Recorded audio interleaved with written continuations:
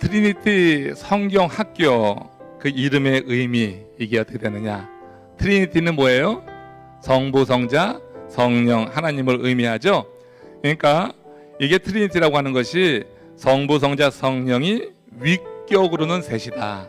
그런데 본질은 하나라고 하는 거죠. 그러니까 본질은 하나예요. 위격은 셋인데 본질은 하나다. 그래서 이 트리니티라고 하는 성경학교 이름을 정하게 된 데는 동일하신 하나님께서 섭리에 따라서 우리 삶에 각각 다른 방법으로 역사하시는 것처럼 이제 성서가 우리에게 다양한 방법으로 다가오기 때문이다. 성서가 모든 사람들에게 똑같이 해석되는 게 아니에요. 각 사람에게 다르게 해석이 돼.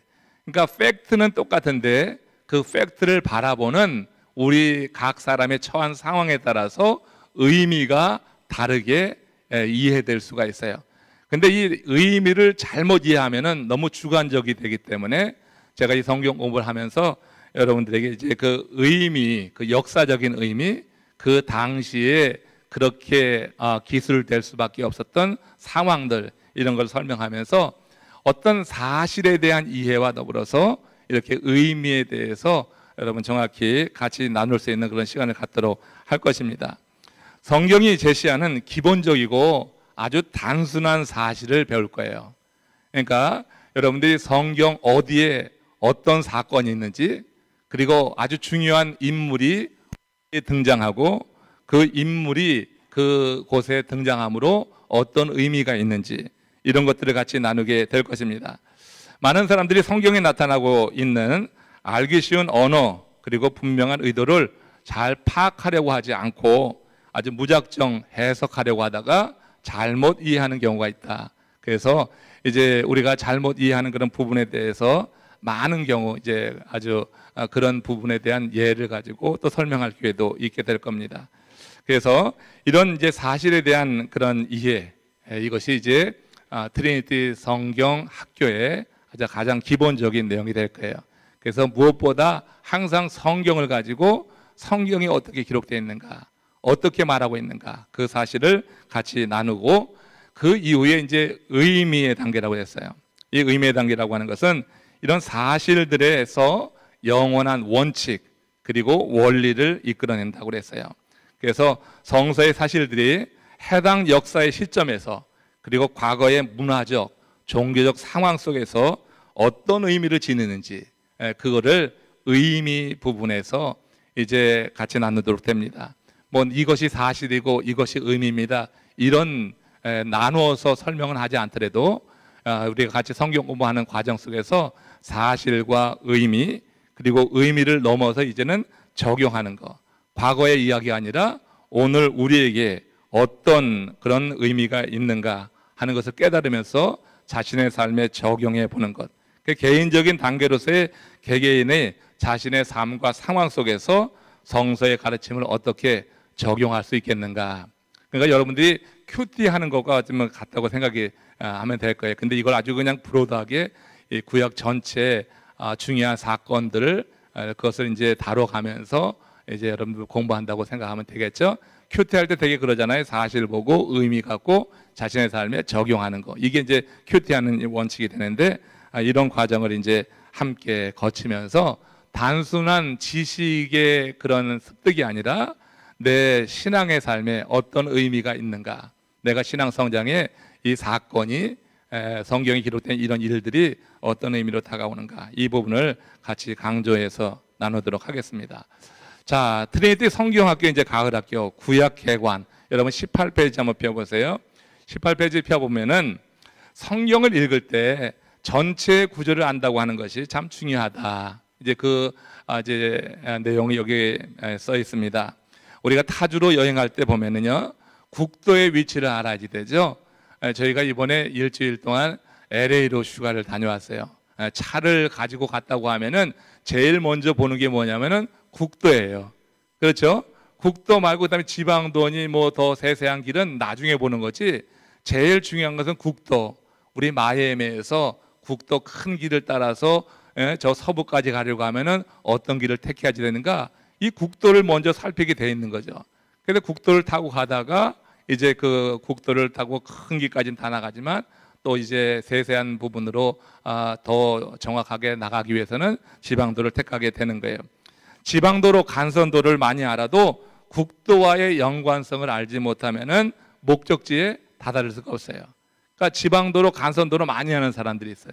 이게 뭐냐면은 성경에 이것저것 그냥 지식은 많이 알아. 잡식 그 동물처럼 이것저것 들어가지고 많이 하는데, 근데 실제로 그 내용이 전체 성경의 그 중심이라고 하는 맥이라고 하는 것과 어떻게 연결되는가, 이런 부분에 대해서는 이해가 없이 이게 간헐적으로 아는 그런 지식만 가지고 나는 이렇게 많이 안다 이렇게 생각할 때가 있어요. 그래서 지금 개관이라고 하는 것은 국도야, 한마디로. 국도를 지금 찾아가는 거야. 어떻게 지금 이 길이 열려져 있는가를 찾아간다고 생각하면 돼요. 흔한 말로 나무 보기 전에 숲을 보라고 하는 거예요. 그래서 숲을 본 다음에 나무를 보면은 정확하게 그 나무에 대한 이해도 하고 전체적인 규모도 알고 할 수 있다고 하는 차원에서, 개관이라고 하는 것은 인트로덕션이라고 영어로 말하는데, 우리 구약 전체에 대해서 이제 개괄적으로 설명하고 있기 때문에 디테일한 부분은 이번 구약 개관 시간에는 들어갈 수가 없어요. 그렇지만 제가 중요하다고 생각하는 그 부분에 있어서는 조금 디테일하게 설명하는 부분이 매 과마다 있을 거예요. 그렇지만 전반적으로 이제 이 창세기 서부터 말라기까지 39권을 다뤄야지 되기 때문에 이제 어떻게 숲을 보는 것처럼 그렇게 지나가게 될 거예요. 그러니까 디테일한 것은 구약 개관 끝나고 신약 개관 끝나고 그 다음에 어떻게, 그 다음에 할 때 이제 하나하나씩, 그 다음에는 모세오경을 집중적으로 한다든지 이런 식으로 해서 그 다음에 디테일한 부분 나갑니다. 여러분들 이 개관을 하면서는 전체적으로 머리에 이 성경에 관한 그런 구조가 전체 그 책의 내용들과 함께 이렇게 연상이 되고 또 기억되는 그런 시간이 되리라고 기대해 봅니다. 구약 전체의 뼈대를 세우는 거예요. 한마디로 구약 전체의 뼈대를 세우고 세부 사항을 채워나가는 거다. 그러다 보면 성경을 여러분들 읽을 때 좀 더 친숙하게 그렇게 읽을 수 있지 않을까 하는 그런 생각을 해봅니다. 자, 구약 성경의 책들 20페이지에 보시면은, 여기 이제 구약 성경의 책들 보면은 여러분 39권인데 39권을 우리는 흔히 어떻게 나누죠? 여기 보면 모세오경, 또 역사서, 시가서 혹은 지혜서, 또 어떻게는 이걸 다 통틀어서 성문서 이렇게도 말을 해요. 그리고 이제 선지서다. 그래서 우리가 흔히 예언서로 말하는 그런 부분을 이렇게 나누어서 설명합니다. 그러니까 39권의 책이 이렇게 그 내용별로 보면은 이렇게 크게 대별될 수가 있는 거예요. 그러니까 모세오경 같은 경우에는 창세기, 출애굽기, 레위기, 민수기, 신명기, 역사서에는 여호수아서부터 시작해서 에스더까지, 지혜서 또 그리고 시가서, 또 성문서라고 하는 것은 욥기, 시편, 잠언, 전도서, 아가서, 또 선지서에는 5대 선지서가 있고 12대 소선지서가 있어요. 자, 그러면 여러분 5대 선지서라고 여기 지금 나와 있는데 이게 뭐예요? 뭐예요? 한번 같이 읽어보세요. 시작. 이사야, 예레미야, 에가, 에스겔, 다니엘. 그럼 이 5대 선지자라고 하는 것과 12소 선지자라고 할 때 이 구분이 어떻게 나눠지는 건가? 여러분, 대선지자라고 해서 이 소선지자들은 대선지자보다 못하다고 하는 그런 의미가 아니에요. 우리가 뭐 이 이사야니, 예레미야니, 또 에스겔이니, 다니엘 같은 선지자 자주 듣고 알지만, 그런데 이게 뭐 하나님께서 더 크게 쓰셔서 대선지자고 하나님께서 덜 쓰셔서 소선지자가 아니다. 그럼 뭘 갖고 구분하느냐? 그들이 남긴 글이에요. 하나님께서 주신 그런 말씀의 양을 갖고 얘기하는 거예요. 그래서 5대 선지자, 12소선지자라고 할 때 12소선지자의 그 내용을 보면은 뭐 한 장도 있고 세 장이 있고 뭐 이렇게 되죠. 그런데 이제 뭐 대선지자의 글에 보면 48장, 50장, 60장 뭐 이렇게 되는 게 있다고요. 그러니까 남긴 그런 예언의 양을 가지고 대선지자다 혹은 소선지자다 이렇게 말한다고 하는 거예요. 이게 우리가 구약 성경을 나누는 구분법이에요. 그러니까 이게 일반적으로 우리 교회에서, 개신교회에서, 그리고 신학교에서 공부할 때 이렇게 구약 성경 39권을 내용별로 나누게 됩니다. 자, 여기에 대한 이해는 되셨죠? 아마 아신 분들도 계시고 오늘 생전 처음 듣는 분도 계실 수 있어요. 여러분들이 한번 집에 두고 한번 읽어보시면서 공부하는 거니까 이제 학교에서 공부하듯이 이렇게 구약 39권이 이렇게 네 종류로 크게 구분되는구나 하는 것을 기억을 해보시고 애울 수 있으면 애우면 참 좋고요. 못 외워도 뭐 괜찮지만 그러나 계속해서 반복해서 읽다 보면은 대하다 보면은 외우게 될 겁니다. 자, 이처럼 우리가 구약 성경 39권을 구분할 때 모세오경, 역사서, 그리고 선지서, 시가서로 나누게 되는 반면에 유대인은 어떡할까? 유대인들은 어떡할까? 우리는 네 부류로 나누는데 유대인은 셋으로 구분해요. 셋으로 구분하는데 그 셋이 뭐냐면 첫 번째가 토라예요. 여기 나오듯이 토라, 그리고 네비임, 케투빔이라고 해요. 유대인은 이 39권을 이 세 부분으로 나누게 되는데 토라라고 하는 것은 영어로는 teaching, 그래서 율법서, 그러니까 모세오경이 토라에 해당되는 거예요. 그 네비임이라고 하는 것은 이게 이제 영어로는 프로펫이라고 하는데 여기 선지서라고 그랬어요. 근데 그 제 옆에다 뭐라 그랬어요? 플러스 뭐가 돼 있어요? 역사서가 돼 있어요. 그럼 우리가 지금 흔히 개신교에서 또 우리 신학교에서 배울 때는 이렇게 네 부류로 나눠가지고 역사서하고 선지서를 구분해서 말하는데 유대인들은 그렇게 하지 않아요. 유대인들의 구분법은 네비임에 곧 프로펫에 선지서와 역사서가 들어가요. 그 유대인들의 개념에서 볼 때는요, 이 유대인들이 선지서를 말할 때는 역사서까지를 다 포함하는 거예요. 역사서를 다 포함하는 게 유대인들, 지금 유대인들이 그렇게 보는 것이라고 하는 거죠.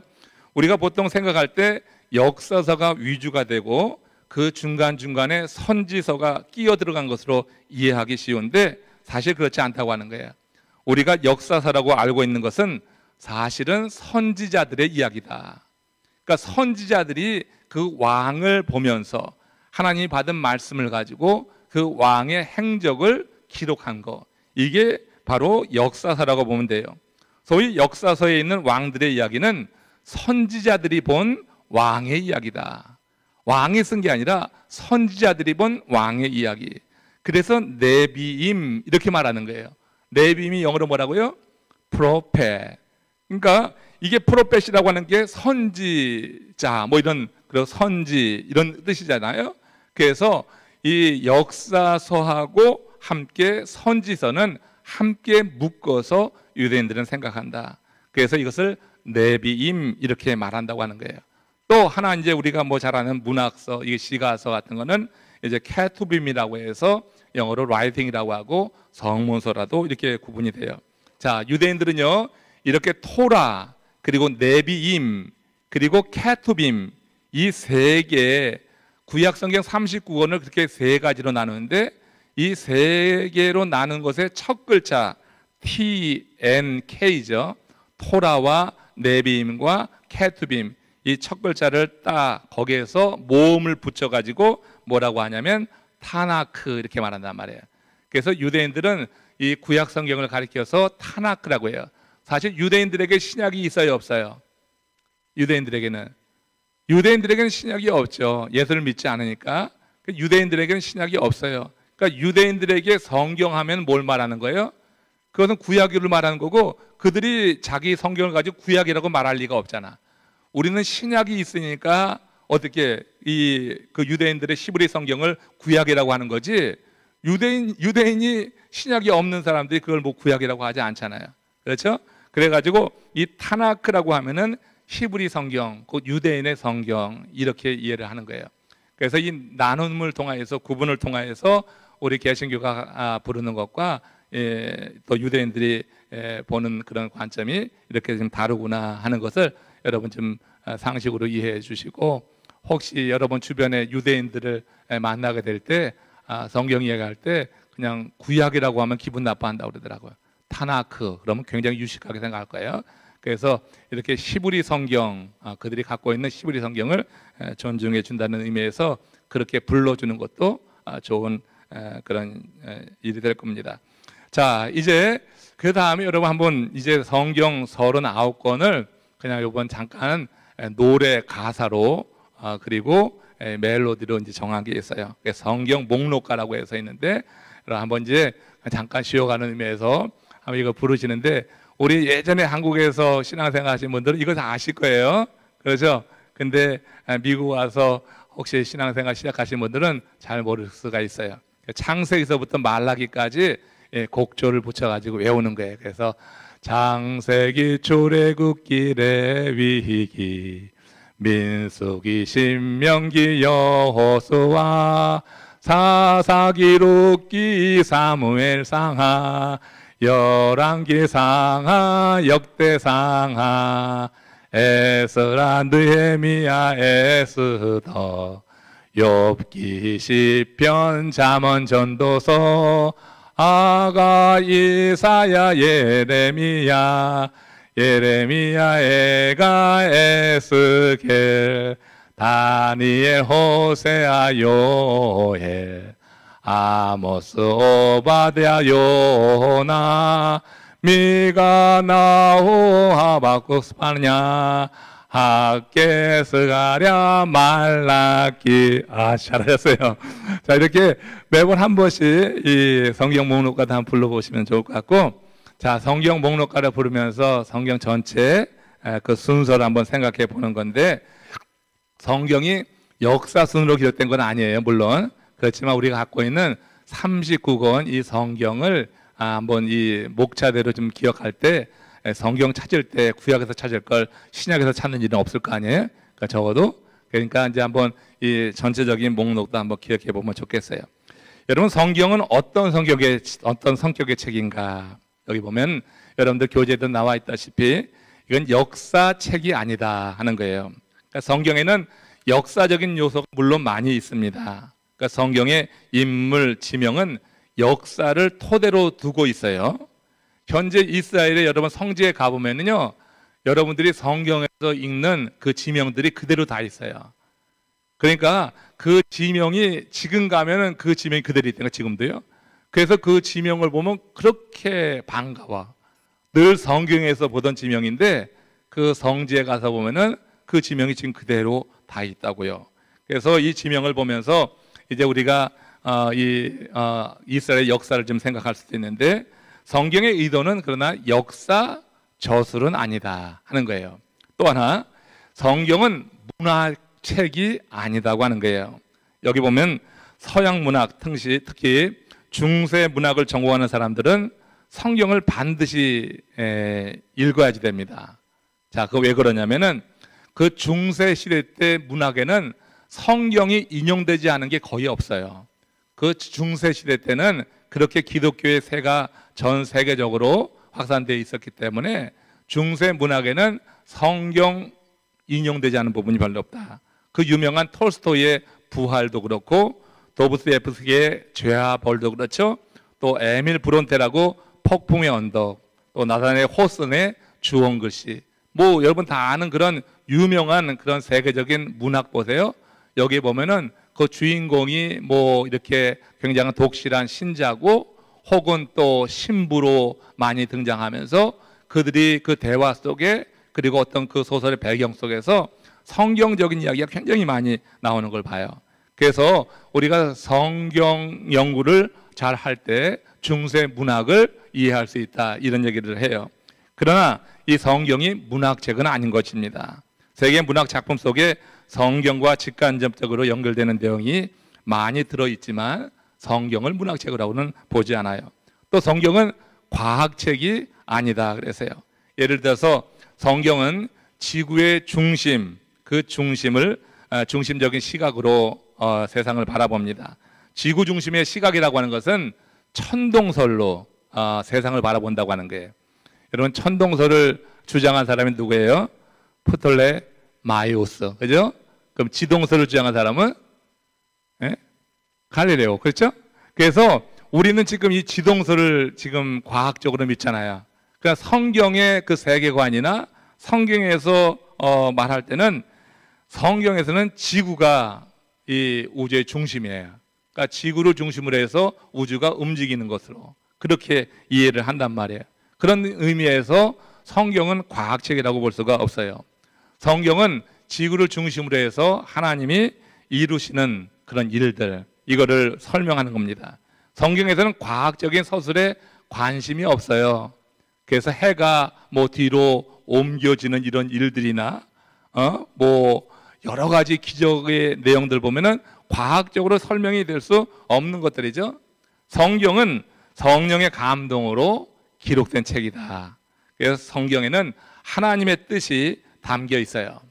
하나님의 뜻이라고 하는 것은 뭐냐? 하나님의 뜻 중에 가장 중요한 것은 바로 구원입니다. 하나님의 뜻 중에 가장 중요한 것, 구원. 성경은 구원의 길을 가르치는 책이다. 이렇게 보면 돼요. 신앙의 눈으로 하나님의 구원 사역을 보면서 설명한 책이 성경이라고 하는 것입니다. 그래서 성경의 저자는 하나님이라고 말을 하는 거예요.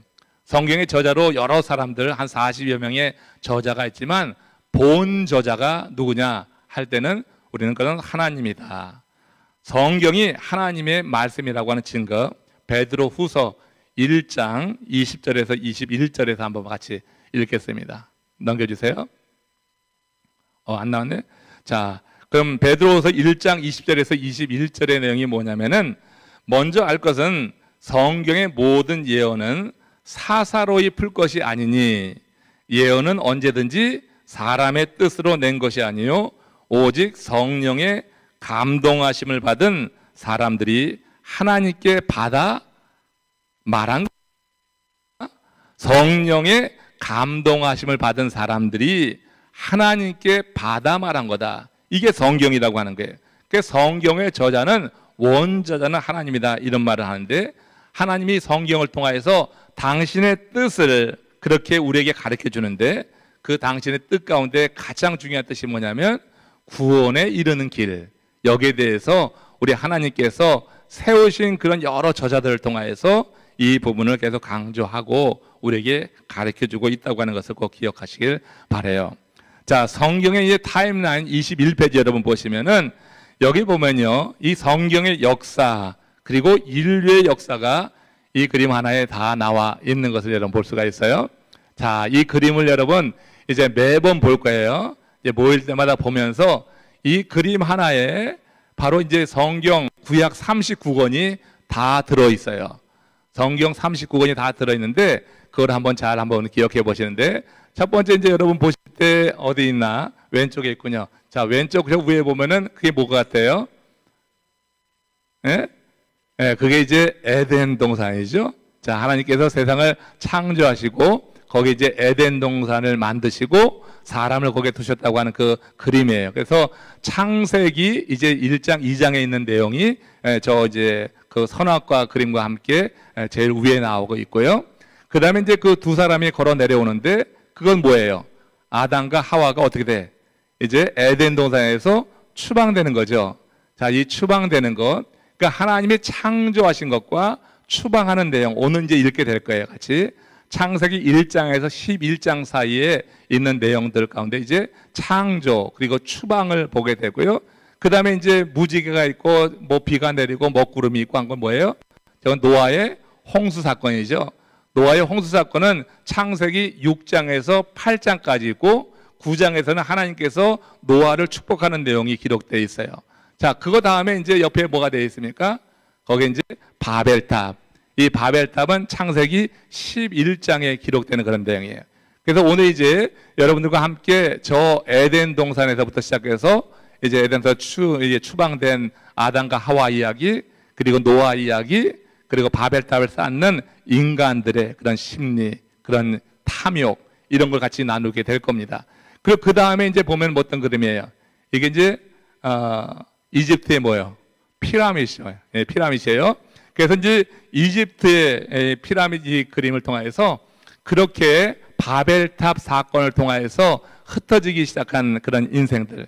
그래서 이때부터 족장 시대라고, 아브라함, 이삭, 야곱으로 이제 이어져 나가는 족장 시대가 열리게 되는 거예요.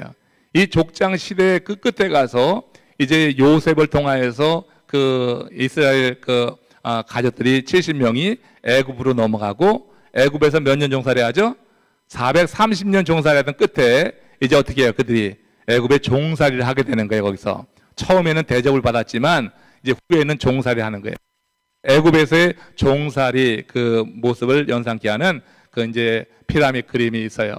그 다음에 이제 그 애굽에서 하나님께서 모세를 통하여서 출애굽 시키잖아요. 출애굽 시켜가지고 어떻게 해요? 가나안 땅으로 들이게 됩니다. 그래서 저기 이제 바벨탑에서부터 시작해서 그 피라미드 그림 있는 이런 이제 이 내용까지 그리고 그걸 지나서 바로 이 가나안 땅에 들어가게 되면서 시작되어지는 사사 시대라고 있어요.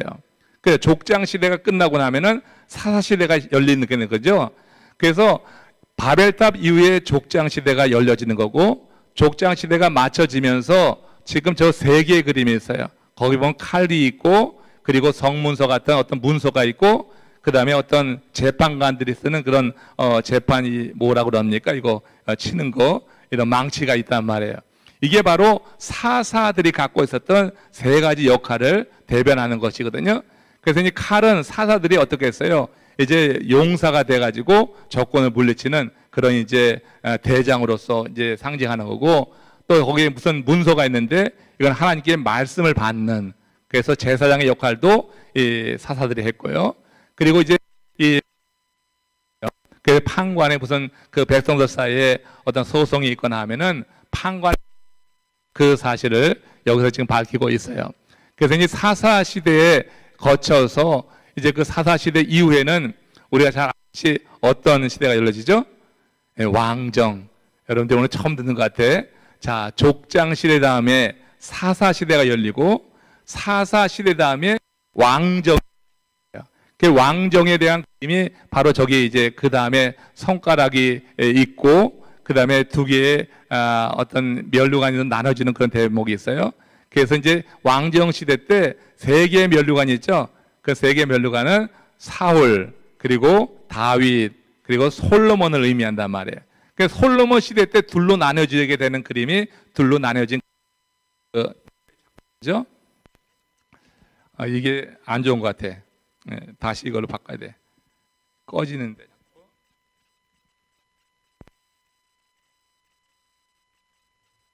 이걸로 그냥 바꿔주세요. 자, 그래서 여기 이제 남유대 그리고 북이스라엘로 나눠지는 그 부분을 상징하는 그런 그림입니다.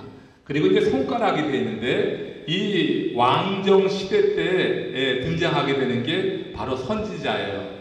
선지자가 가리키고 있는 손가락은 이제 앞으로 올 메시아를 대망하면서 손가락이 그려져 있는 거죠. 그래서 이제 에덴 동산에서부터 시작해서 여기까지 쭉 내려올 때 벌써 이제 왕정까지니까 굉장히 많이 왔어. 그래서 사사서부터 지금 왕정 시대까지 이르기까지 여호수아서부터 시작해가지고, 그리고 어떻게 해요? 여호수아서부터 시작해서 룻기, 사사기, 그리고 사무엘상하, 열왕기 상하, 그리고 역대상하, 에스라, 에스더, 이렇게 계속 이어지는 그런 성경의 그런 기록들을 볼 수가 있고, 그 다음에 이제 70이라고 되어 있는데, 이 70년이라고 하는 것은 바벨론 포로 기간 말하죠. 바벨론 포로에서 그들이 70년 동안 포로 생활을 하게 되는 그 내용을 다루고 있고, 그 다음에 이제 400이라고 되어 있는데, 바벨론 포로 이후에 하나님께서 그 이스라엘 백성들에게 말씀을 주지 않았던 시기가 있어요.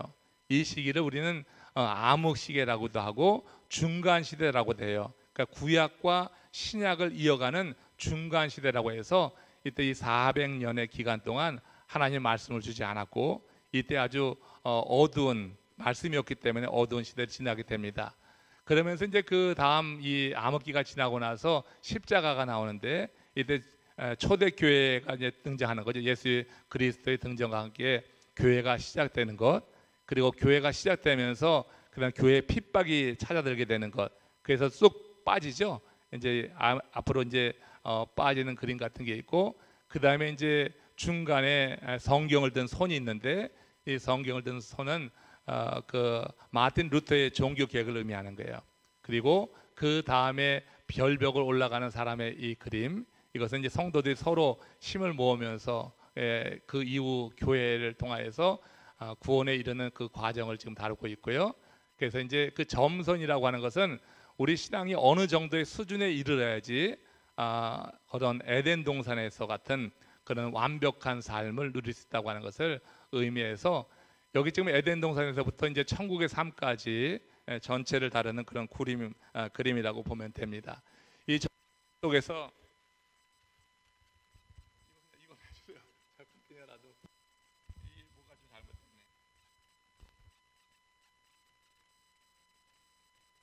잘못됐네. 자, 이 그림들을 여러분들 한번 기억하시고 여러분 책에도 있으니까 그 책에 대한 설명도 함께 겸하여 보면서 구약에 있는 39권의 그 책에 관해서 이 그림과 함께 연상을 해보면서 이렇게 기억해 나가시면 좋을 것 같아요. 자, 이제 오늘 이제 본론으로 들어가서 창세기 1장부터 11장까지 같이 나누기 전에 오늘 여러분들이 요절 말씀 창세기 1장 28절을 미리 외워오신 분이 계셔요. 그래서 여기 이제 나오셔서 1장 28절을 외울 때 여러분들이 외운 것과 어떻게 같은가 다른가 한번 보시고 앞에 나오면은 그냥 깜깜해져요. 집에서 혼자 잘 외웠어도 이 앞에 나오면 그렇게 깜깜해진다고 하더라고. 자, 우리 이미셸 권사님 먼저 신청하였습니다. 나오시고 그 다음에 손은명 권사님 두 분이 이 창세기 1장 28절 요절 말씀을 외우기로 하셨어요. 빨리 나오세요. 예. 자, 우리 한번 박수로 맞이하겠습니다.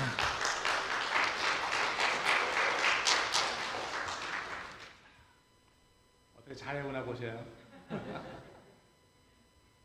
하나님이 그들에게 복을 주시며 하나님이 그들에게 이르시되 생육하고 번성하여 땅에 충만하라. 땅을 정복하라. 바다의 물고기와 하늘의 새와 땅에 움직이는 모든 생물을 다스리라 하시니라. 창세기 1장 28절 말씀입니다. 자, 이거 성공하라 하시고요. 자, 우리 손은명 권사님 나오세요. 네, 정확히 잘 외우셨어요. 정확히. 그럼 여러분 한번 읽어보실까요? 하나님이 그들에게 뭘 줬어요? 복을 주시고 또 그들에게 이르시되 생육하고 번성하라. 땅에 충만하라. 땅을 정복하라. 여기까지 한번 해봅시다. 창세기 1장 28절 말씀입니다. 하나님이 그들에게 복을 주시며 하나님이 그들에게 이르시되 생육하고 번성하여 땅에 충만하라. 땅을 정복하라. 바다의 물고기와 하늘의 새와 땅에 움직이는 생물을 다스리라 하시니라. 네. 자, 이관하세요. 네, 감사합니다. 자, 우리 손은명 권사님은 한자 빼드렸죠? 네, 땅에 움직이는 모든 생물을 다스리라 하시니라 그랬어요. 자, 한번 우리 다 같이 오늘 요절 말씀 여러분도 외우셨으리라 생각하고 다 같이 한번 이렇게 외우겠습니다. 외워보세요. 저 앞에 나왔네. 나오면 안 되지. 이제 시작. 하나님이 그들에게 복을 주시고 하나님이 그들에게 이르시되 생육하고 번성하여 땅에 충만하라. 땅을 정복하라. 바다의 물고기와 하늘의 새와 땅에 움직이는 모든 것을 다스리라 하시니라. 잘하셨어요. 자, 요절 말씀 외워두시면은 아주 필요할 때 꼭 그 말씀이 우리 삶가운데 그 역사할 줄 압니다. 자, 다음 주에도 꼭 이제 나가시면서 오늘 이제 용기를 얻으신 분들이 두 분 이제 신청하시면은 다음 주에 나와서 요절 읽도록 그렇게 하도록 하겠습니다. 자, 이제 창세기 1장, 2장 그리고 11장 전체에 걸치는 내용을 이제 오늘 개관이기 때문에 이미 말씀드린 대로 아주 디테일하지는 않지만 전체적인 내용을 한번 상고해 보도록 합니다. 창세기 1장, 2장은 천지 창조 이렇게 제목을 붙일 수가 있겠어요. 그리고 분리와 채움이다 이렇게 나누어 봤습니다. 자, 성경은 첫 번째 책을 가리켜서 창세기라 이렇게 이름 지었어요. 시초에 대한 이야기라고 하는 것이에요. 창세기를 시작하는 히브리어는 브레쉿 이렇게 말합니다. 이게 in the beginning이라고 하는 거예요. 영어 성경에 보면 맨 처음에 in the beginning 그랬죠. 태초에 하나님이 천지를 창조하시니라 이렇게 됐어요. 그래서 창세기는 인류의 시작 그리고 세상의 시작이 어떻게 되었는지를 설명하고 알려주는 책이에요. 세상의 시작이 인류의 시작이 어떻게 되었느냐 한편 천지 만물을 창조하신 하나님은, 이게 여러분 중요한 거예요. 그 천지 만물을 창조하신 하나님이 영원하시다고 하는 거예요. 우리가 창세기 1장 2장을 보면서 창조를 말할 때 이 창조를 말함과 동시에 우리가 하나님의 속성 가운데 하나인 영원성을 함께 연상을 해야 돼요. 그러니까 창조와 하나님의 영원, 이걸 같이 생각을 해봐야지 된다고 하는 거예요. 왜 그러냐면은 하나님은 창조 세계에 속하지 않기 때문에 그래요. 하나님은 창조 세계에 속하지 않죠. 하나님이 그저 말씀으로 세상을 창조하신 것이죠. 여러분, 시간이라고 하는 것은요, 창조로부터 시작이 되는 거예요. 시간도 창조로부터, 시간이 창조되었다고 하는 거예요. 창조 세계 속에서 사용되는 것이 시간이라고 하는 거예요. 그러면 하나님께서 창조 이전에 계셨기 때문에 창조와 함께 시작되는 시간에 계신 분이 아니라고 하는 거예요. 그래서 하나님은 영원하시다고 하는 거예요. 그러니까 무슨 말인지 이해되셔요? 그러니까 하나님은 이제 영원하시다고 하는 것을, 하나님이 세상을 창조하셨다, 이 창조에 뭐가 포함된다? 시간이 포함이 되는 거예요. 창조로 하나님이 시간을 창조하셨고 창조 세계 속에서만 시간은 유효한 거예요. 그러면 하나님께서 창조하셨다고 하는 것은 시간 바깥에 계신 분, 그래서 시간을 창조하시고 시간 안에 피조물을 만드셨다고 하는 차원에서 하나님은 영원하시다. 우리가 하나님은 영원하다고 하는데 왜 영원하다 이렇게 말을 하는가 하면은 하나님이 세상을 창조하시고 이 창조된 시간 바깥에, 시간 위에 계시는 분이라고 하는 차원에서 하나님은 영원하다 이렇게 말한다고 하는 거예요. 자, 이는 하나님은 시간 속에 속하지 않고 시간을 초월해 계시는 분이다. 하나님은 시간을 초월해 계셔요. 그러니까 천지를 창조하신 이는 창조 세계에 속하지 않는, 그래서 시간에 매이지 않는 분이에요. 하나님은 시간에 매이지 않아요. 우리 인생은 시간에 매여요. 제한되고 유한한 시간에 매여서 살아요. 그러나 하나님은 그 시간을 창조하신 분으로 시간 바깥에 계시기 때문에 시간에 제약을 받지 않는다. 하나님은 과거와 현재와 미래를 바라보실 수 있는 초시간적인 분이다. 비시간적인 분이다. 그래서 하나님은 항상 현재라고 하는 거예요. 하나님은 영원한 현재다. 그러니까 처음 나중이 없고 과거 미래도 없는 영원한 현재다 이렇게 말하는 거예요. 그래서 우리가 하나님이 세상을 창조했다고 했을 때 이 창조와 함께 꼭 기억해야 될 것이 뭐냐면, 그래서 하나님은 영원하다고 하는구나. 하나님은 시간 바깥에 계신 분으로 이렇게 영원하시다 이렇게 말하는 겁니다. 출애굽기 3장 14절 한번 같이 보세요. 여기 보면은 함께 읽어봅시다. 하나님이 모세에게 이르시되 나는 스스로 있는 자이니라. 또 이르시되 너는 이스라엘 자손에게 이같이 이르기를 스스로 있는 자가 나를 너에게 보내셨다 하라. 여기 스스로 있다고 하는 것은 어떤 의미가 되겠어요? 영어로는 I am who I am, 나는 나다, 이런 의미가 되는 거예요. 나는 나다라고 하는 이 의미가 어떤 뜻이 있을까? 자, 이것은요, 하나님이 자신을 소개하는 거예요. 모세에게. 하나님께서 모세를 불러서 애굽으로 들어가서 이스라엘 백성들을 출애굽시켜라 이렇게 명령을 내렸을 때 이 모세가 주저하잖아요. 그러니까 하나님께서 이 말씀을 하시는 거예요. 하나님 모세에게 이르시되 나는 스스로 있는 자니라. I am who I am. 여기 나는 나라고 하는 이 말씀은 자기가 규정하는 바가 곧 자기라고 하는 거예요. 내가 규정하는 것이 곧 나다. 그러니까 이게 어떤 의미를 갖고 있냐면, 나는 내가 말한 대로 되게 하는 이다. 내가 말한 대로 되게 하는 이다 라고 하는 게 뭐예요? 나는 창조자라고 하는 거예요. 내가 말한 대로 세상을 만드셨잖아요. 당신이 말한 대로. 그래서 나는 말한 대로 되게 하는 이다. 나는 이렇다, 내가 이렇게 할 것이다 하면은 그대로 된다. 내가 선언하는 대로 되게 하는 이다 하는 거예요.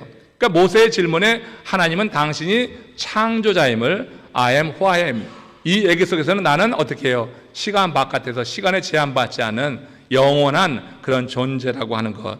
그래서 늘 그 I am who I am, 내가 스스로 있는 자가 바로 이 모세와 함께 할 것이라고 하는 그런 약속을 주고 있는 거예요. 그러니까 모세가 어딜 가든지 어떤 상황에 있든지 어떤 때이든지 하나님은 그와 함께 할 것을 약속하시면서 I am who I am, 나는 스스로 있는 자다. 이렇게 약속을 주고 있다고 하는 거죠. 그래서 여기 I am who I am, 나는 스스로 있는 자다 하는 것도 하나님의 영원성을 말하는 거예요. 그렇죠? 스스로 있는 자. 그러니까 어떻게 시작이 없는 거예요. 그러니까 영원하신 뭐냐? 항상 현재이신 하나님의 영원성을 강조하는 그런 의미로 우리가 창세기 1장에서 창조에 대해서 여러분들이 읽어 나갈 때 이 부분을 놓치면 안 되는 거예요. 하나님의 영원성, 창조하신 그 하나님은 영원하시다. 왜? 하나님이 시간을 창조하시고 모든 세상의 피조물들, 하나님이 창조하신 것은 세상에 그 국한되고 제한돼 살지만 우리 하나님은 시간 바깥에 시간을 초월해 계신 분으로 영원하신 분이다. 그래서 이 창조와 더불어서 하나님의 영원성을 여러분 꼭 기억해 보실 필요가 있는 것입니다. 그래서 그 영원하신 하나님, 늘 함께 하시고 어디서나 제한받지 않는 그 하나님이 모세와 함께 하신다고 하는 증거로 이렇게 모세에게 힘을 붙여주고 있는 거예요. 왜? 모세의 나이가 80인데 지금 저 세상 최고의 권력을 갖고 있는 바로 왕 앞에 가가지고 말해요. 그 백성을 이제 내달라, 출애굽해야지 되겠다 하는 그런 이 요청을 한다는 게 얼마나 두려운 일이에요. 그러나 이렇게 세상을 창조하신 하나님이 그와 영원히 함께 하실 것, 어떤 순간에도 같이 있을 것을 약속하시는 의미에서 나는 스스로 있는 자다. 이렇게 말씀하시는 것이 이 창세기에서 창조자 하나님 그 자신을 모세에게 지금 계시하고 있는 거예요. 우리가 영원하신 하나님이 온전히 믿어지는 은혜가 있기를 바랍니다. 그럴 때 여러분 굉장한 담대한 그런 믿음의 사람이 될 수 있을 거예요. 이렇게 하나님은 당신이 함께 한다고 하는 증거를 하나님이 택한 사람들에게 보여주시면서 그 사람을 통하여서 일하신다고 하는 거예요. 자, 하나의 증거를 봅시다. 민수기 17장 8절 여러분들이 큐티한 내용 가운데 이제 아론의 제사장권에 대해서 유대 백성들 가운데 막 도전을 해오는 거예요. 왜 아론만 더 빛나게 하냐? 왜 아론만 높은 자리에 있는 것 같게 하고 왜 아론만 하나님께 말씀 받냐? 하면서 도전할 때 하나님께서 이제 이 아론의 그 권위를 세우시기 위해서 12지파에 있는 모든 사람들의 그 대표자의 그 지팡이를 가져오라고 한 다음에 행하신 일입니다. 한번 같이 읽어보세요. 시작. 이튿날 모세가 증거의 장막에 들어가 본즉 레위 집을 위하여 낸 아론의 지팡이에 음이 돋고 순이 나고 꽃이 피어서 살구 열매가 맺었더라. 자, 여기서 여러분 하나님의 영원성을 보셔야지 돼. 그러니까 하나님께서 아론과 함께 한다고 하는 증거로서 뭘 보여주신 거예요? 아론의 지팡이에 뭐가 나게 하셨어요? 음이 돋고 순이 나고 꽃이 피어서 살구 열매가 되었어요. 그럼 여러분 음이 돋고 열매가 되기까지는 얼마나 많은 시간이 걸리는 거예요? 이게 여러분 하루아침에 될 일이 아니잖아. 그렇죠?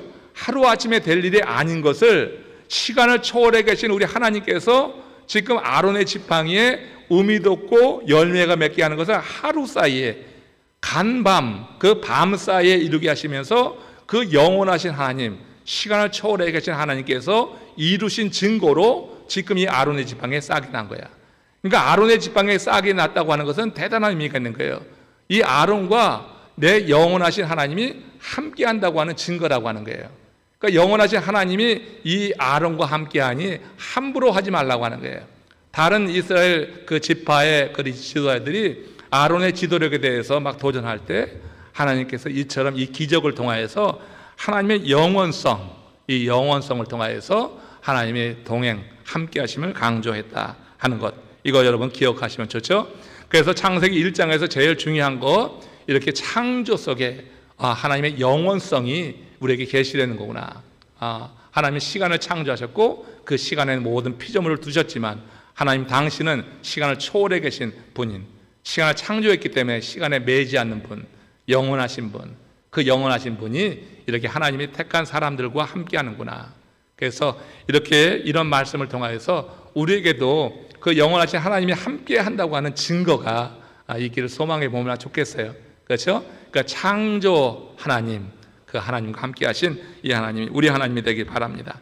또 창조 시간을 통해서 이제는 하나님께서 이제 전 세계를 창조하시는데 시간을 초월해 계신 우리 하나님께서 첫날 어둠에서 빛을 분리하시죠.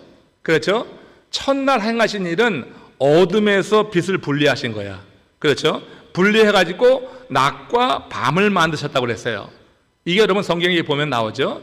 그러니까 어둠에서 빛을 분리해서 낮과 밤을 만드는데, 이 낮과 밤이라고 하는 것은 우리가 지금 생각하는 의미의 낮과 밤이라고 볼 수가 없는 거죠. 태양이 생긴 것은 언제입니까? 태양이 생긴 것은 넷째 날이야. 넷째 날 하나님께서 큰 광명체를 만드시고, 그래서 낮을 주관하게 하시고, 또 작은 광명체를 만드셔서 밤을 주관하게 하셨다, 이렇게 성경에 기록되어 있거든요. 그러니까 태양을 창조하신 것이 넷째 날이기 때문에 첫째 날 어둠에서 빛을 분리하셔서 낮과 밤으로 만들었다고 했을 때, 이 낮과 밤은 우리가 지금 생각하는 그런 낮과 밤의 이런 개념이 아니라고 하는 것을 생각해야 돼요. 태양이 생긴 것은 언제이기 때문에? 넷째 날이기 때문에. 그래서 넷째 날 태양이 생기면서 24시간 개념도 그 태양이 또 달이 생기면서 24시간 개념이 생긴 거지, 첫날 어둠에서 빛을 분리했을 때 그때 이 24시간 개념을 그 첫날에 넣을 수가 없다고 하는 거예요. 그래서 창조 이야기는 하나님의 창조의 질서를 설명하는 거지, 이게 어떻게 연대기로 설명할 것이 아니다. 창조의 질서를 말하는데, 그 창조의 질서라고 하는 게 뭐냐면은 이게 중요한 거예요. 그게 바로 분리하시는 거고 채우시는 거다 하는 거예요. 창조의 질서는 분리와 채움이라고 하는 것으로 설명이 되는 거야. 그러니까 첫날 하나님께서 어둠에서 빛을 분리하셔가지고 낮과 밤을 만들어 놓으시고, 그리고 어떻게 넷째 날 큰 광명체와 작은 광명체를 만드셔가지고 어떻게 낮에다가 큰 광명체를 두시고 밤에다가 작은 광명체를 두신 거예요. 그렇죠? 그러니까 분리하고 채우시는 거야. 하나님의 창조의 원리, 하나님께서 창조하시는 그 과정, 질서를 본다고 하는 거예요. 하나님은 분리하시지만 채우시는 분이다. 하나님은 떼놓는 것 같지만 하나님은 당신의 것으로 채우시는 분이다. 이게 창조 이 과정 속에서 우리가 기억해야 될 그런 내용이 되는 것입니다.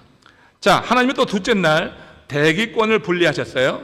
그래서 궁창 위의 물과 궁창 아래의 물로 나눴어요.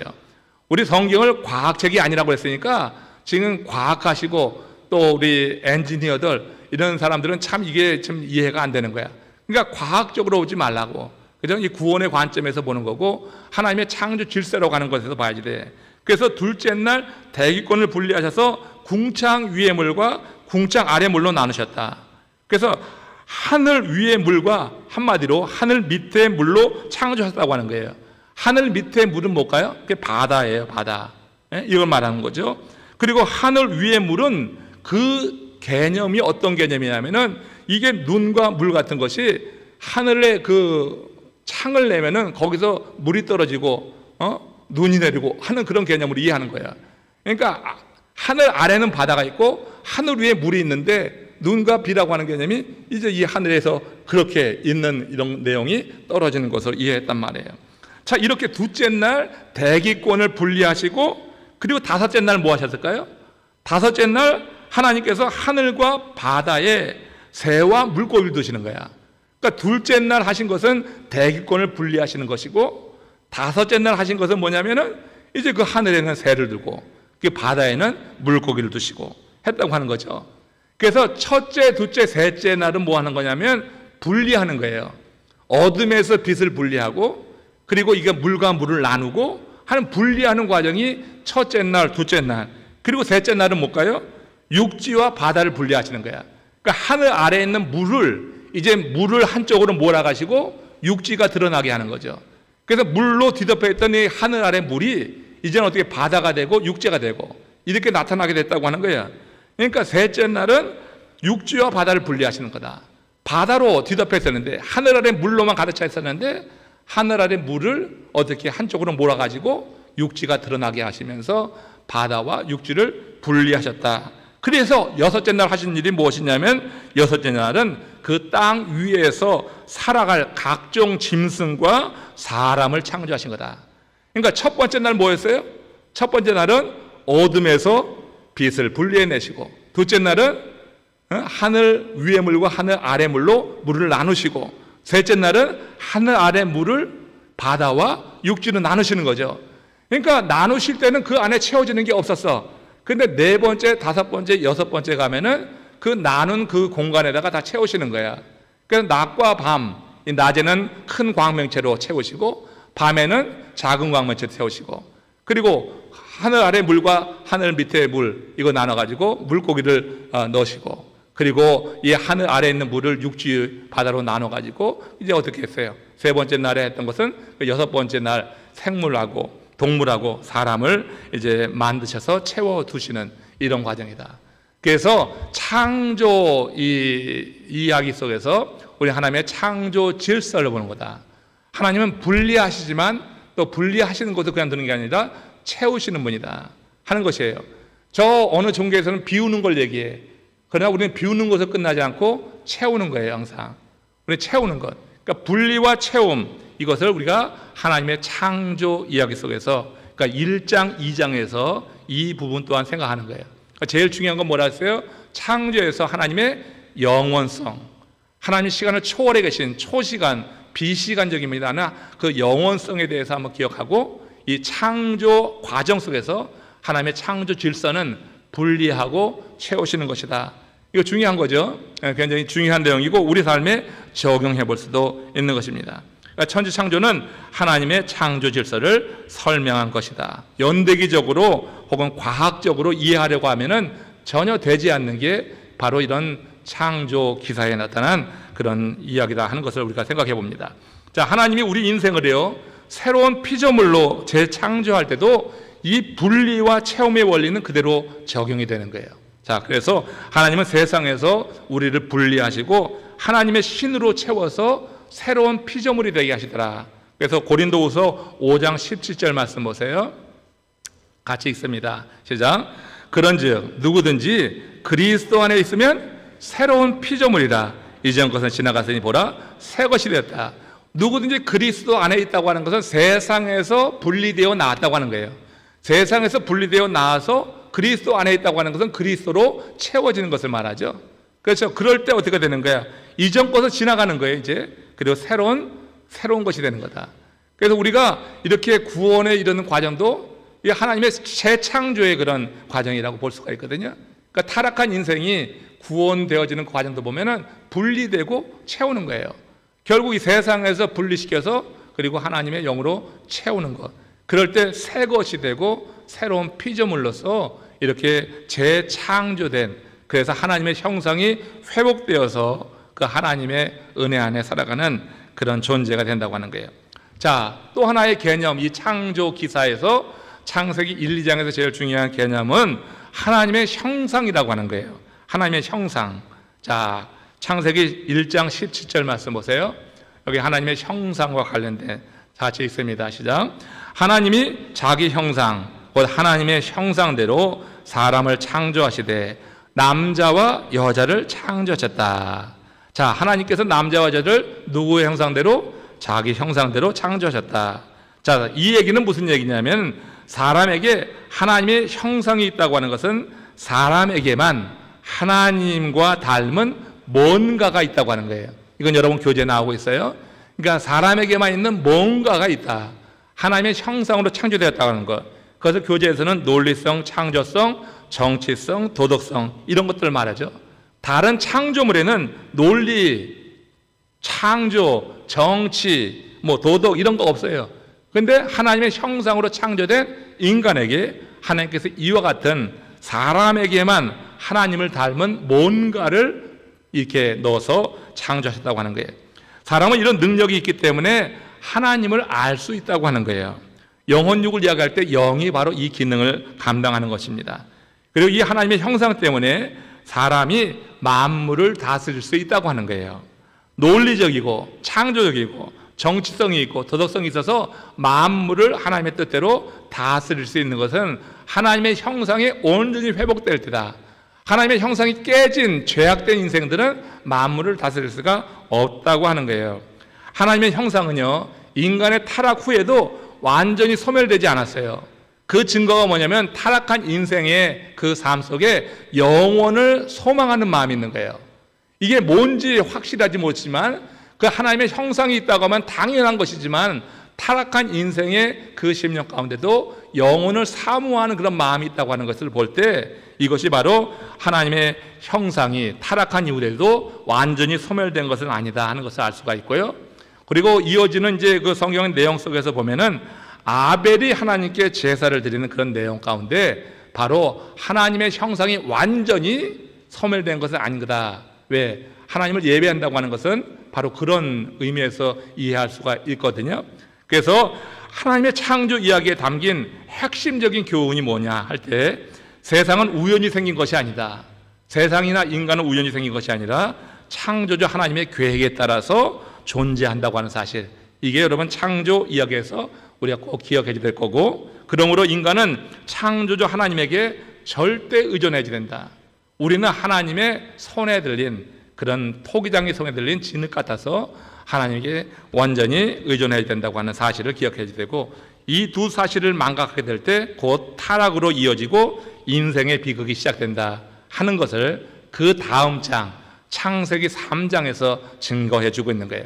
창세기 3장은 이와 같이 이렇게 하나님의 절대 주권을 인정하지 않고 자기에게 좋은 자기 자유의지를 가지고 하나님의 뜻을 거스림으로, 한마디로 그 사실을 망각했기 때문에 타락되어지는, 그래서 죄가 어떻게 시작되었느냐 하는 것을 다루는 게 창세기 3장이에요. 창세기 3장에서 죄의 시작이 여기 나오죠. 죄의 유래. 자, 창세기 2장 16절에서 17절 말씀 보세요. 창세기 2장 시작. 여호와 하나님이 그 백성에게 명하여 이르시되 동산 각종 나무의 열매는 내가 임의로 먹되 선악을 알게 하는 나무의 열매는 먹지 말라. 내가 먹는 날에는 반드시 죽으리라 하시니라. 자, 선악을 알게 하는 나무 먹지 말라고 그랬어요. 근데 선악을 알게 하는 그것이 무엇이 문제인가 하는 거죠. 그것이 죽어야 될 정도로 나쁜 건가? 또 오히려 선악을 알면 좋은 것 아닌가? 이런 우리가 의문이 들잖아요. 하나님께서 이 선악을 알까 해서 먹지 말라고 하는데 우리 생각에는 선악 알면 좋은 거지 왜 이렇게 금하고 있나? 이런 의문이 생겨요. 선악을 아는 것을 금하고 있다고 하는 것은 결코 이 선악을 안다고 하는 것이 간단한 문제가 아니구나 하는 것을 생각해 보는 거예요. 선악을 안다고 하는 것이 간단한 문제가 아니에요. 우선 인간이 무엇이 선이고 무엇이 악인지 분별하는 일이 아주 어렵다고 하는 거예요. 여러분, 무엇이 선이고 무엇이 악인지 우리가 분별하는 자체가 어려워. 하나님의 말씀 안에 있으면 그 말씀이 주는 그런 교훈대로 살아가면은 그저 선, 악을 자연스럽게 구분하며 살아가는 것이 되지만 우리가 선과 악을 구분한다고 할 때 무엇이 선인지 무엇이 악인지 사람은 모를 수 있는 그런 연약함이 있다고 하는 거죠. 자, 성경이 말하는 선과 일단 여러분 예를 들어서, 그리고 악이 뭡니까? 우리는 선, 악을 이야기하면 뭐를 이야기하죠? 아주 나쁜 어떤 일들, 악한 행위, 이것을 악이라고 보고 선을 뭐 이렇게 누구에게 선하게 베풀고 온유하게 대하고 하는 것을 선으로 보지만 실제로 성경에서 선과 악은 그런 개념이 아니거든요. 선은 하나님을 아는 거예요. 선은 하나님을 믿는 거예요. 그렇죠? 악은 그와 반대 개념이에요. 그러니까 우리가 생각하는 선과 악의 개념과 성경 하나님이 말씀하신 선악의 개념이 같지 않아. 그래서 인생이 무엇이 선이고 무엇이 악인지 구분하는 것이 너무 쉽지 않아요. 그러니까 이것을 하나님께서 금하신 것은 그들을 지키기 위함이었다고 하는 것을 우리는 또한 생각해 봅니다. 근데 사단이 이 선악을 금지한 하나님의 뜻을 왜곡시켜 버리는 거예요. 그래서 아담과 하와에게 유혹을 합니다. 자, 창세기 3장 5절 말씀입니다. 같이 읽습니다. 너희가 그것을 먹는 날에는 너희 눈이 밝아져 하나님과 같이 되어 선악을 알 줄 하나님이 아심이라. 자, 아담과 하와는요 하나님의 형상으로 창조된 존재로 하나님을 절대 의존해야지 됐어요. 그러나 이 아담과 하와가 하나님과 같이 된다고 하는 사단의 유혹에 그냥 넘어가고 만 거죠. 자, 여기서 사실이 있어요. 여기서 우리가 생각하는 사실은 뭐냐면 그들은 하나님이 당신의 형상으로 창조한 그들에게 주신 자유의지를 가지고 하나님의 뜻을 어겼다고 하는 거예요. 이게 사실이야. 그러니까 하나님이 당신의 형상으로 창조된 이들에게 주시는 그런 특별한 사람에게만 있는 것, 하나님을 닮은 그 무엇이 바로 자유의지인데 이 자유의지를 가지고 사단의 유혹에 넘어가서 하나님의 뜻을 어긴 거예요. 선악과를 먹지 말라고 하는 것을 자유의지를 가지고 어겨버렸어요. 자, 여기에 의미가 있어요. 그게 뭐냐면 아담과 하와의 불순종의 근본이 뭔가? 아담과 하와의 불순종의 근본, 그것은 교만이라고 하는 거예요. 그러니까 우리 선악과의 이 이야기 속에서 사실, 유혹에 넘어간 거, 그 사실을 보고, 그리고 이 이야기 속에서 여기에 담겨 있는 의미가 뭐냐고 할 때 우리는 교만을 생각하는 거예요. 불순종의 원인은 교만이에요. 그래서 교만은 뭐예요? 이는 하나님 없이 스스로 선악과 그 선악을 판단할 수 있다고 하는 그런 교만이고, 이것은 창조물이 하나님과 비기려고 하는 거예요. 이것이 교만이고, 교만이 신자에게 가장 큰 죄가 되는 이유가 되는 거예요. 하나님과 비기려고 하는 것. 시간을 초월해 계신 영원하신 하나님과 시간 안에 창조된 인간이 비길 수가 있어요? 이게 아니거든요. 시간을 초월해 계신 영원하신 하나님과 그 안에 창조된 인간은 비길 수가 없어. 그런데 지금 사단의 유혹에 넘어가서 자유의지를 가지고 하나님의 뜻을 따라가지 않고 사단의 유혹에 넘어가면서 그들 하나님과 비기려고 하는 죄, 이 교만한 죄를 짓게 되었다고 하는 것입니다. 성경에 보면 이런 인간의 죄성이 인류 문명이 크게 발달할 때마다 계속해서 반복되는 거예요. 실제로 여러분 아까 그림 봤지만 그 그림의 쭉 과정 보면은 깊게 파인 부분이 있어요. 중간중간 파인 부분이 있어. 그리고 위로 도출된 부분도 있어요. 그 중간중간 파인 부분 뭐냐면 꼭 하나님과 비기려고 하는 그런 시도가 있었다고 하는 거예요. 하나님과 비기려고 하는 시도가 있을 때마다 하나님의 심판이 가해진 거야. 그래서 노아 홍수가 있고 바벨탑 이후에 어떻게 언어가 혼잡하게 돼서 다 흩어지는 일이 있었고, 그리고 뭐예요? 또 400년 또 애굽에서의 종살이가 있었고, 그러니까 이 이스라엘 역사 이 큰 대흐름 가운데 가장 비극적이고 가장 힘들던 역사가 400년 종살이인데 그 그림에서 제일 깊게 파져 있죠? 제일 깊게 파져 있는 거예요. 그러니까 깊게 파져 있는 것을 보면 하나같이 다 하나님과 비기려고 했던 그런 역사 속에 나타나는 하나님의 징계 속에 나타난 그런 역사적 사건이라고 하는 것을 알 수가 있어요. 하나님은 당신과 비기려고 하는 교만한 것, 영원한 하나님과 유한한 인간이 비기려고 하는 시도에 하나님께서는 이렇게 징계하시면서 그들을 지도해 나가시는 것을 보게 된다고 하는 것입니다. 이렇게 인간의 죄성이 인류 문명이 계속 크게 발달할 때마다 나타나고 있었다고 하는 것, 창세기 11장 1절에서 5절 말씀. 자, 이제 11장에서 할 거지만 미리 한번 읽어봅니다. 시작.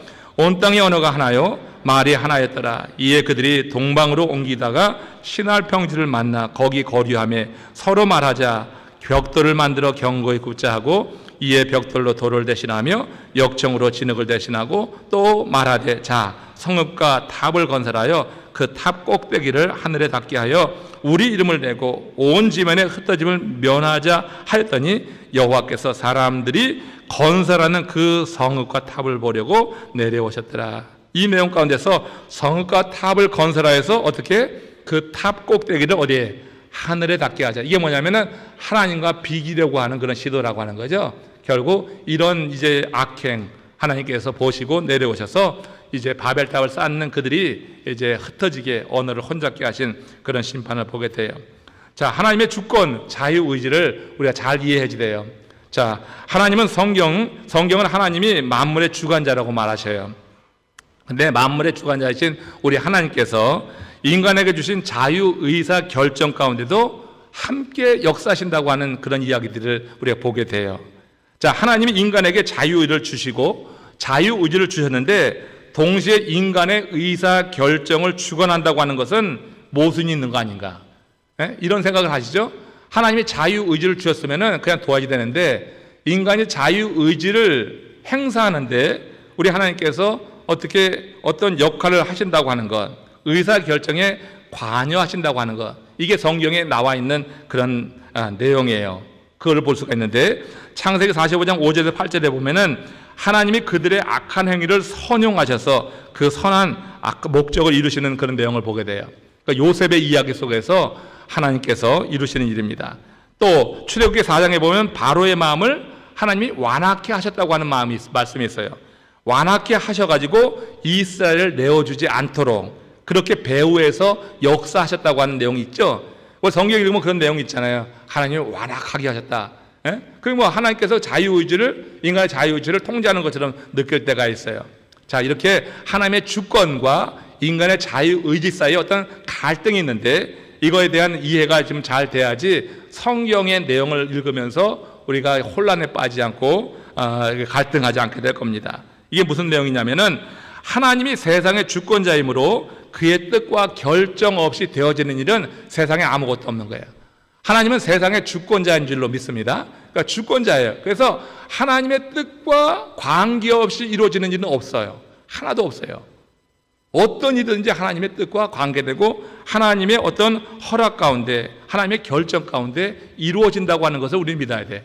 그게 하나님이 세상의 주권자라고 하는 것을 믿는 사람의 고백이 되는 거예요. 하지만 인간은 또한 전적으로 자유의지가 있어요. 그러니까 자기 자유의지에 따라서 결정할 수가 있는 거예요.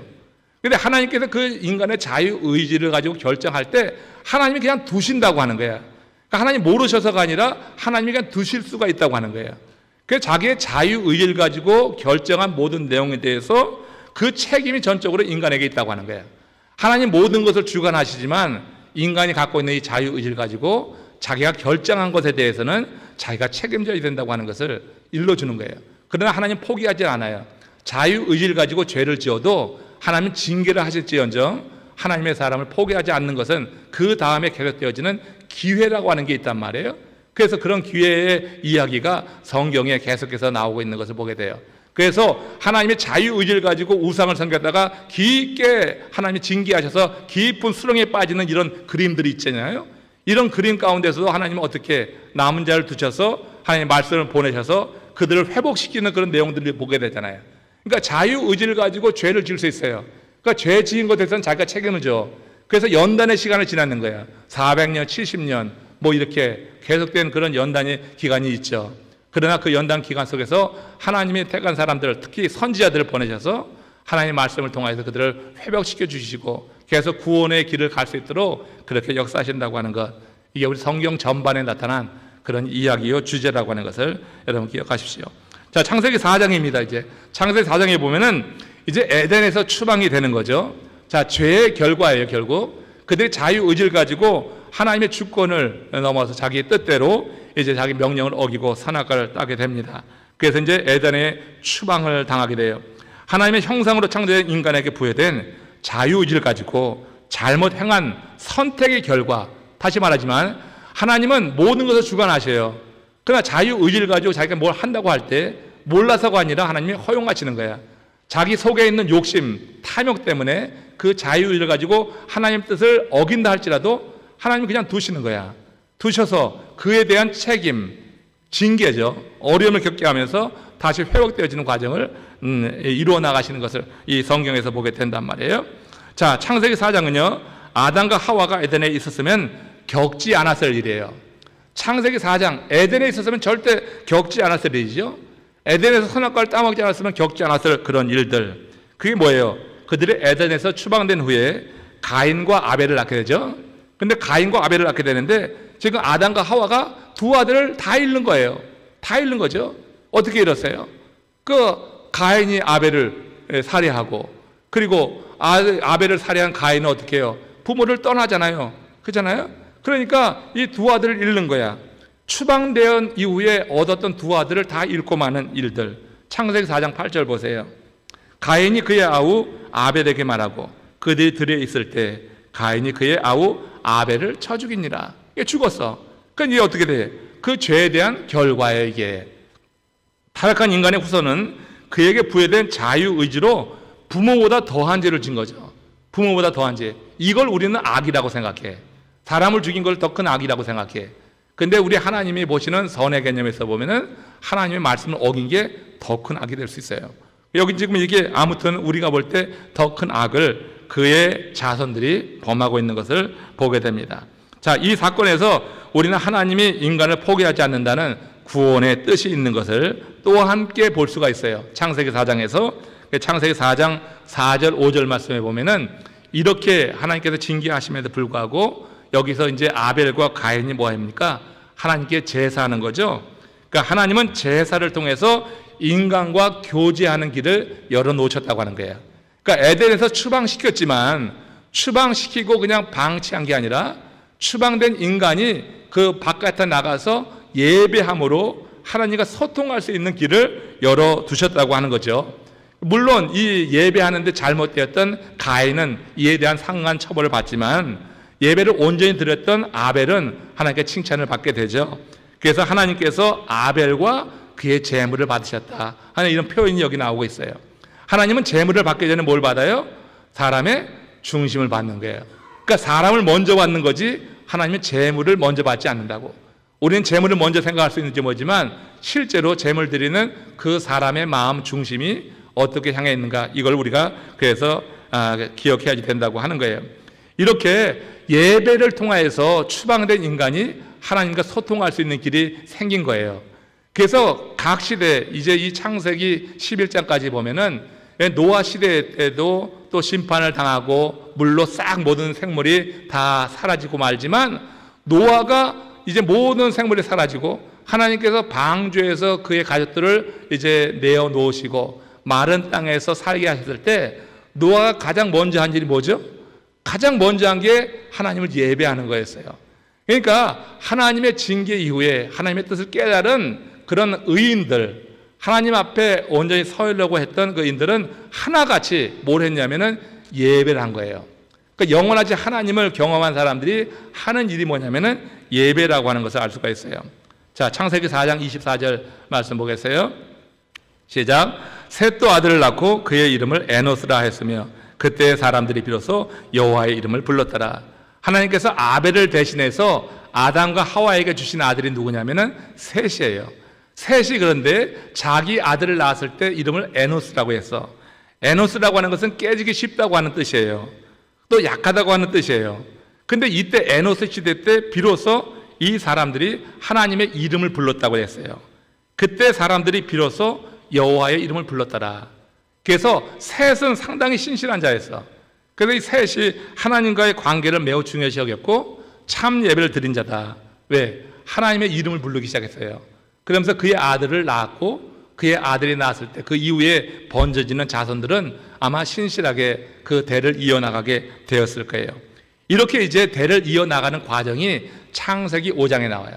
이 창세기 5장에 보면 아담 이후에 계보가 나오는 거예요. 쭉 계보가 나오는데 아담 이후에 아벨과 가인이 있지만 그 다음에 계보가 나올 때는 셋으로부터 시작해요. 셋이라고 하는 아들로부터 시작해요. 왜? 아벨은 죽었고 가인은 어떻게 하나님의 그 큰 구원의 이 흐름 가운데 제외된 인물이라니까 셋이 나옵니다. 그래서 아담의 계보로 첫 번째 나오는 게 셋이야. 그 셋의 아들들이 나오고 후손들이 쭉 나오다가 이제 어떻게 이제 그 계보 말미에 가서 보면은 라멕이 낳은 노아가 나오죠.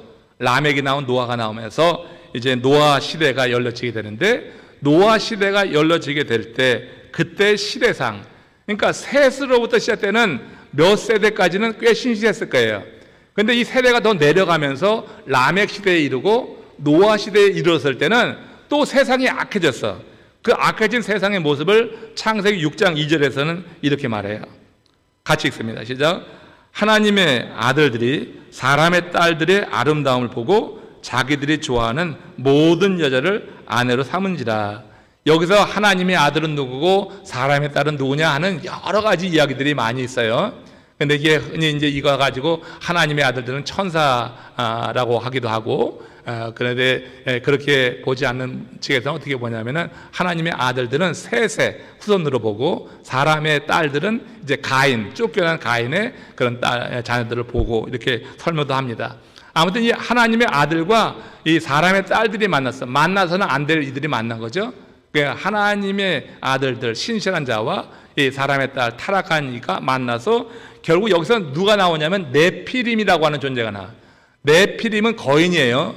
근데 이 네피림이라고 하는 것이 아주 저주받은 자라고 하는 존재의 뜻의 의미를 갖고 있는데, 이 네피림이 등장하면서 세상이 아주 악하게 되는 거예요.